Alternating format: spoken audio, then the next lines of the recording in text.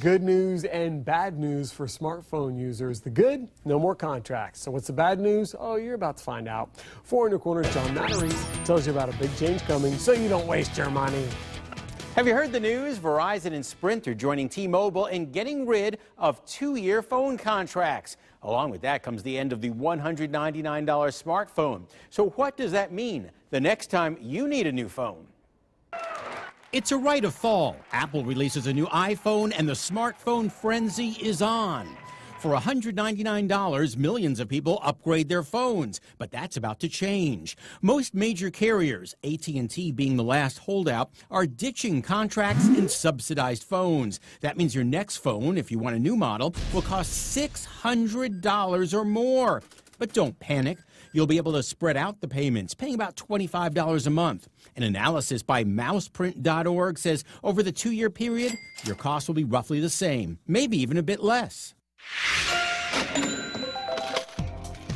But from the Doesn't That Stink file, the fact you still won't be able to switch carriers easily. Want out of your deal in 6 months or a year? You'll have to pay the full $650 price of your phone instantly. You'll say, doesn't that stink? The good news is that those dreaded early termination fees will finally be a thing of the past. So the bottom line, this change in plans is no reason to panic or drop your carrier. Once you get used to the change, you'll look at 2-year contracts as outdated as an old dial phone. So don't waste your money.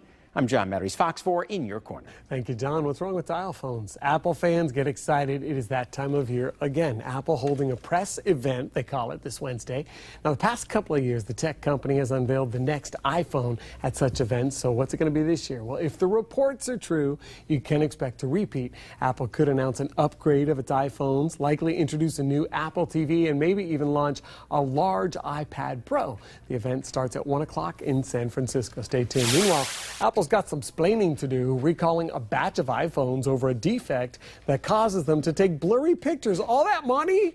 $650 in a blurry picture? No. Well, the problem is with the eyesight camera on certain iPhone 6 Plus smartphones. Those are the ginormous ones. The recall affects phones sold between September 2014 and January 2015. If you're a customer with one of these phones, you can have the camera replaced for free at Apple stores, authorized service providers, or by contacting technical support.